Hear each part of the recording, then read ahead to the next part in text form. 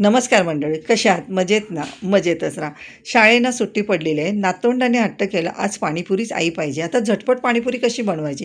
पण मी बनवली. त्यासाठी मी ते 4 बॉईल केले बटाटे, कांदा, लाल तिखट, जिरा पावडर भाजलेली, सैंधव मीठ, चाट मसाला, कोथिंबीर, साधं मीठ, हातानेच कुस्करून भाजी तयार करून घेतली. पाणी बनवण्यासाठी मी इथे पुदिना बघा ह्याप्रमाणे स्टोरेज करून ठेवते. 8 ते 10 दिवस मस्तपैकी पुदिना आपला फ्रीजमध्ये राहतो. मूठभर कोथिंबीर, मूठभर पुदिना, त्याच्यामध्ये हिरवी मिरची, थोडंसं अद्रक, लिंबू, बर्फाचे कडे आणि पाणी. चटणी चांगली वाटून घेतली. वाटल्यानंतर हे पूर्ण मी गाळून घेतली. गाळल्यानंतर त्याच्यामध्ये गरजेनुसार पाणी टाकून घेतलं. आता पाणी टाकल्यानंतर याच्यामध्ये मसाले टाकून घेतले. त्याच्यामध्ये चाट मसाला, सैंधव मीठ, साधं मीठ, जिरा पावडर, चिंच गुळाचं पाणी, बुंदी आणि बर्फ टाकून इथे चटपट असा पाणीपुरीचं पाणी तयार करून घेतला.